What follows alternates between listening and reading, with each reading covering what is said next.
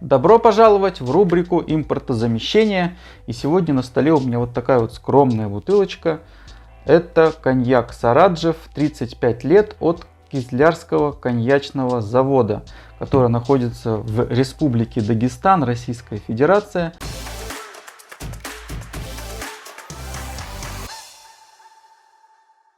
Большое спасибо бренд-амбассадору компании, заводу Крыловой Елене, которая терпеливо принимала на себя удар моих дурацких вопросов, отвечала на них. Но в конце концов она сдалась и перестала на них отвечать. В любом случае, Елена, большое вам спасибо. Елена ведет Инстаграм и Телеграм, где подробно рассказывает о релизах, о бочках, о том, о сём. Отличный подробный сайт компании, завода.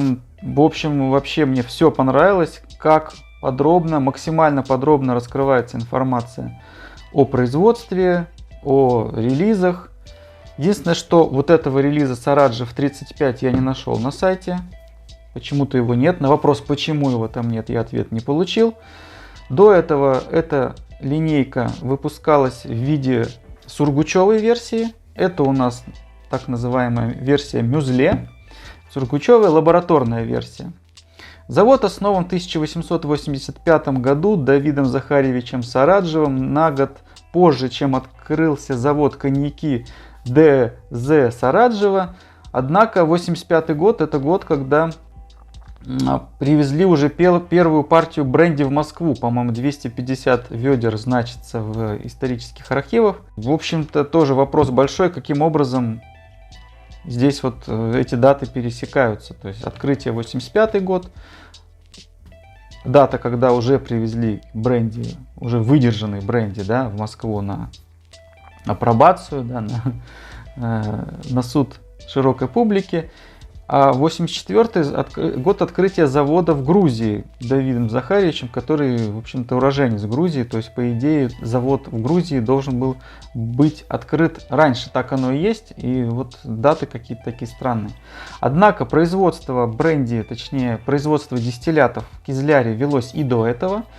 Отсыл идет к петровским временам. Петр I был, как гласит легенда, большим любителем дистиллятов и крепкого алкоголя, и бывал в Кизляре, и в том числе на винокуренных заводах отмечался. Ближе к релизу у нас на логотипе компании изображен Петр Иванович Багратион, уроженец города Кизляр и по праву заслуживший находиться на логотипе компании. Это русский генерал, который принимал участие в войне 1812 года. Год урожая на бутылке 1984. Сорта винограда Аркацетели и Алый Терский. Аркацетели белый сорт, Алый Терский красный сорт. Производство ведется по белой схеме, то есть сок отделяется от твердой части. Однако сорта винограда здесь как-то расходятся с Инстаграмом, где Елена написала, что сорта винограда Кизлярский черный и Алый Терский, а это уже два красных сорта винограда. То есть, ну, на бутылке написано Аркацетели и Алый Терский. Состав у нас: вода питьевая, сахарный сироп, краситель, сахарный колер, один простой. Сахарный сироп есть в составе, и слава богу, люди написали. Очень приятно, что раскрытие, опять же, полной информации. Итак, два сорта. Производство на перегонных кубах, двойная перегонка. Первая фракция, как обычно, до нуля. Вторая фракция закольцовывается с головами и вторым телом этой же второй фракции. Дистиллят традиционный, в районе 70% по объему. Далее выдержка в бочках из кавказского адыгейского, как пишут на бутылке, столетнего дуба. И здесь указан возраст не менее 35 лет. Верхнюю планку возраста Елена мне также не раскрыла.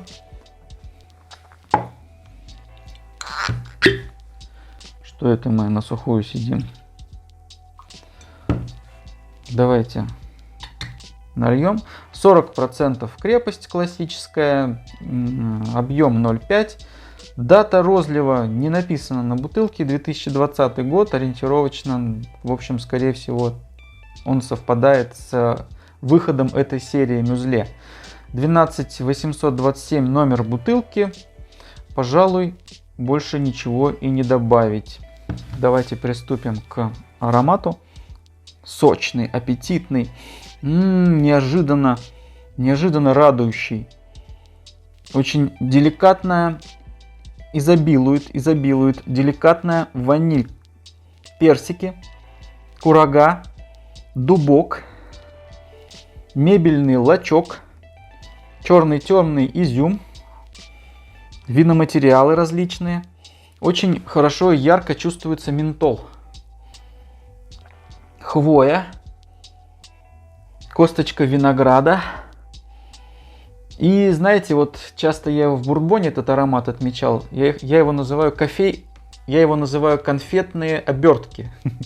Вот как хотите, так и воспринимайте. Конфетные обертки. Вкус очень сухой, великолепный. Также чувствуется доминирование ванили, а также очень хорошо чувствуются оттенки всевозможных виноматериалов. И здесь ваниль и виноматериалы вступают в такой бой по армрестлингу между собой. Кислый виноград, сухой кислый виноград, хвоя, шоколад, курага, кофейность, тот же ментол.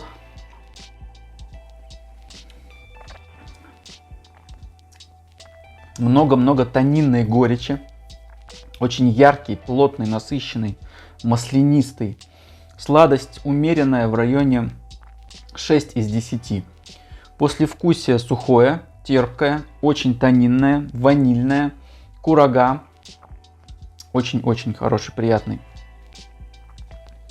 И вы знаете, мне сразу, когда я первый раз попробовал этот бренди, мне сразу подумалось, а не замахнулись ли? Давайте сравним.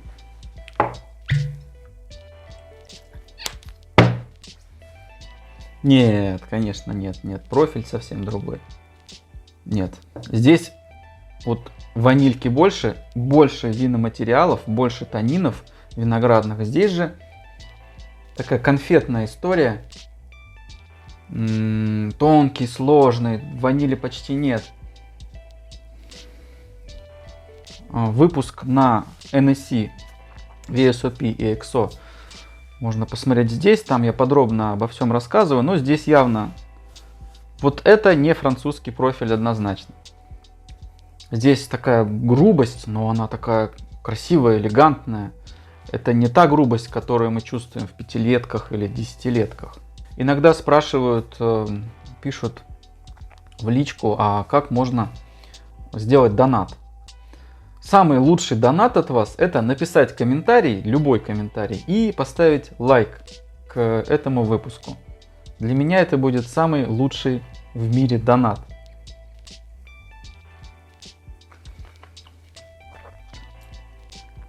Очень тонинный, очень насыщенный. Послевкусие еще можно отметить какао. И такой вот сивушный душок, но он такой роскошный. Очень замечательный, чудесный бренди.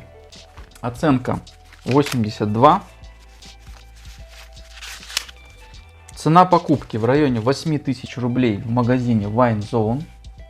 8000 рублей приличная цена. На эти деньги можно купить много чего еще вкусного.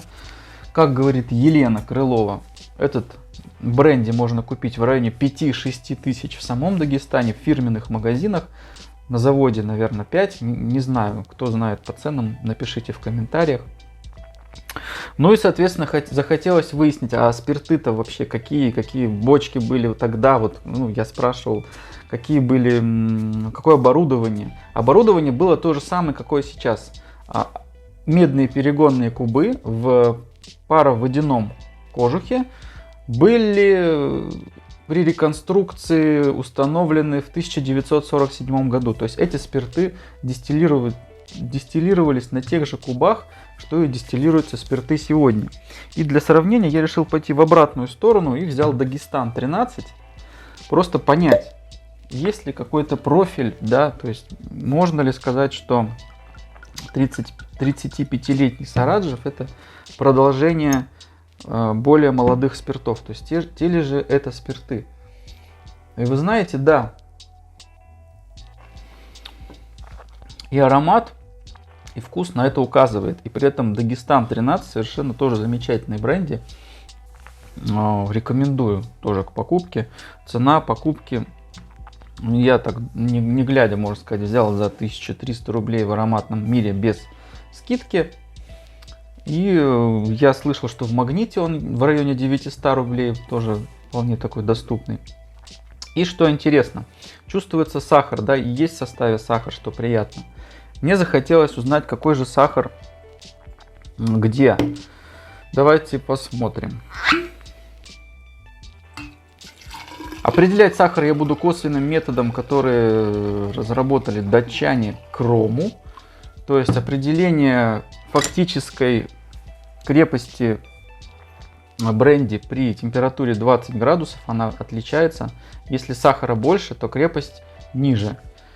Вот, пожалуйста, здесь у нас сахар 30, крепость 38, сахар в районе 8 грамм на литр. Допустимое количество сахара по ГОСТу это 20 грамм на литр. Давайте посмотрим, что у нас с сахаром в Дагестане.